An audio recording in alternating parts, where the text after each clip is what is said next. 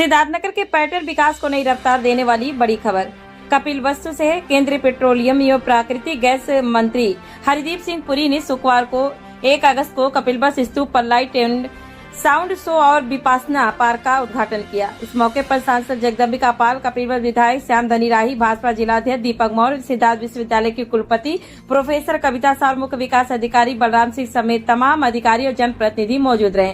कपिलवस्तु पहुंचे केंद्रीय मंत्री हरदीप सिंह पुरी ने सबसे पहले गार्ड ऑफ ऑनर की सलामी ली। इसके बाद कपिलवस्तु स्तूप परिसर में विधिवत पूजन और शिलापट का अनावरण कर लाइट एंड साउंड शो का उद्घाटन किया गया। केंद्रीय मंत्री ने बौद्ध भिक्षुओं से संवाद किया और स्तूप की परिक्रमा भी की। इसके बाद विपासना पार्क का उद्घाटन किया। कपिलवस्तु में शुरू हुई ये दोनों सुविधाएं पर्यटन के लिहाज से महत्वपूर्ण मानी जा रही है। लाइट एंड साउंड शो के माध्यम से यहां आने वाले पर्यटकों को कपिलवस्तु की ऐतिहासिक और बौद्ध विरासत से आधुनिक तकनीक के जरिए परिचित कराने का प्रयास होगा। यानी जिस कपिलवस्तु की मिट्टी अपने भीतर हजारों वर्षों का इतिहास समेटे हुए है, अब उसी इतिहास को आधुनिक तकनीक के जरिए पर्यटकों के सामने प्रस्तुत करने की तैयारी है। पर्यटन सुविधा केंद्र में विभिन्न विभागों की प्रदर्शनियां भी लगाई गई, जिनका केंद्रीय मंत्री ने अवलोकन किया। कार्यक्रम के दौरान गर्भवती महिलाओं की गोद भराई और बच्चों का अन्नप्राशन भी कराया गया। पूर्व माध्यमिक विद्यालय बड़पुर की छात्राओं ने स्वागत गीत प्रस्तुत किया, जबकि शिवपति इंटर कॉलेज की छात्राओं ने कपिलवस्तु गीत की प्रस्तुति दी। कार्यक्रम में सिद्धार्थनगर की पहचान काला नमक चावल और गौतम बुद्ध पर आधारित लघु फिल्म की प्रदर्शित की गई। केंद्रीय मंत्री का बड़ा बयान। कार्यक्रम को संबोधित करते हुए केंद्रीय मंत्री हरदीप सिंह पुरी ने केंद्र सरकार की विभिन्न योजनाओं और उपलब्धियों का उल्लेख किया। उन्होंने स्वच्छ भारत मिशन, प्रधानमंत्री आवास योजना और उज्ज्वला योजना सहित विभिन्न योजनाओं पर बात की। पुरी ने वैश्विक ऊर्जा परिस्थितियों का जिक्र करते हुए कहा कि दुनिया में गैस और पेट्रोल को लेकर चुनौतियां हैं, लेकिन भारत में स्थिति सामान्य बनी हुई है। सबसे महत्वपूर्ण, केंद्रीय मंत्री ने सांसद जगदम्बिका पाल द्वारा रखी गई परियोजनाओं की मांग पर शीघ्र कार्य किए जाने की बात कही और यही बयान सिद्धार्थनगर के लिए बड़ी उम्मीद बन सकता है। कपिलवस्तु में light and sound show, Vipassana park की शुरुआत और अब नई परियोजनाओं को लेकर केंद्रीय मंत्री का आश्वासन। सवाल अब यह है कि आने वाले दिनों में बुद्ध की धरती कपिलवस्तु को पर्यटन मानचित्र पर कितनी बड़ी पहचान मिलती है। सांसद जगदम्बिका पाल ने कहा कि गौतम बुद्ध ने दुनिया को शांति, अहिंसा और कल्याण का संदेश दिया। उन्होंने केंद्रीय मंत्री का सिद्धार्थनगर आने के लिए आभार जताया और क्षेत्र के विकास से जुड़े विषयों को सामने रखा।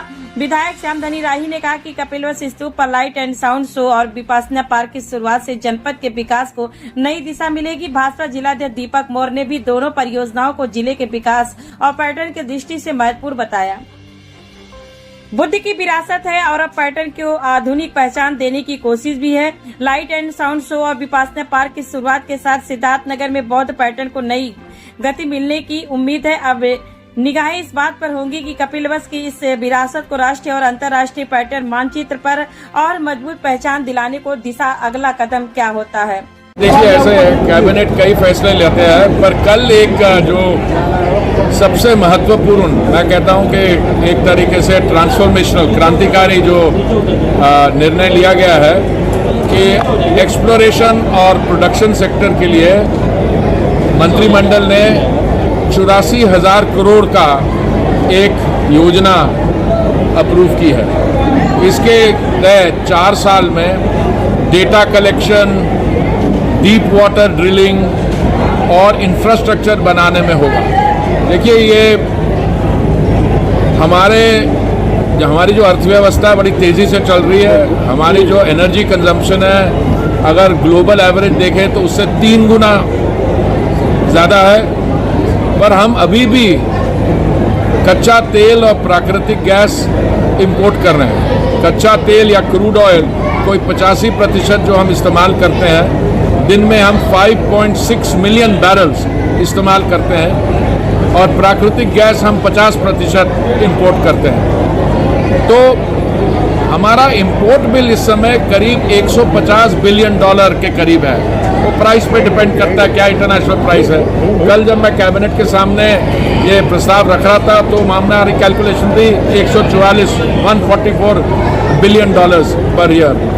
अभी स्थिति ये है कि इस योजना के साथ आने वाले समय में हम 1 लाख करोड़ तो हर प्रतिवर्ष बचा पाएंगे, क्योंकि हम जो इंफ्रास्ट्रक्चर करेंगे, जो अभी जहाँ पे गैस मिल रही है उसको और कच्चा तेल मिल रहा है उस नए इंफ्रास्ट्रक्चर से वहाँ से निकाल पाएंगे।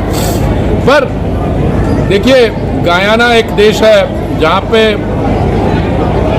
उन्होंने बहुत बड़ी डिस्कवरी की थी, और उस डिस्कवरी के बारे में आपको बता दूं, 45 कुएं खोदने के बाद, डीप वाटर कुएं खोदने के बाद वो कहने लगे कि अभी कुछ मिल नहीं रहा, इसको रहने दो। एक कुआं खोदने में 1000 करोड़ लगता है। अभी हमने कल जो कैबिनेट में किया वो तो हमारे यहाँ तो 1100 करोड़ से लेके 1200, 1600, 1700, 46 करने के बाद भी नहीं मिला। पर उन्होंने कहा यार इतने कुएं खोदे, एक और सही। 47 कुआं जब खोदा तो सारी जो खर्चा हुआ था 45 पे, जो मेहनत हुई थी वो बराबर नहीं होगी। एकदम वो देश कहाँ का कहाँ पहुँच गया। हमारे यहाँ देखिए ऐसा है, जहाँ पे भी हम देखते हैं, इंडोनेशिया से लेके म्यांमार, बांग्लादेश को लेके अंडमान में, जहाँ पे भी हमने कुएं खोदे हैं, 3 में से 2 में हमें गैस और पेट्रोल मिला है। पर ज़्यादा कुएं खोदने से ये होगा, हमें पता होगा कि इकोनॉमिकली वायबल कहाँ खोदा जाए, क्योंकि नहीं तो कुआं खोदने में अगर उसमें उतनी रियलाइजेशन ही हुई तो ये कल बहुत ही क्रांतिकारी डिसीजन है। और मुझे पूरा विश्वास है कि आने वाले समय में हम आत्मनिर्भरता की जब बात करेंगे, हम ऊर्जा में भी आत्मनिर्भर होंगे, और हमारे जो भारतीय नागरिक हैं, हमारे भाई बहन हैं, उनको भी इसका पूरा लाभ मिलेगा।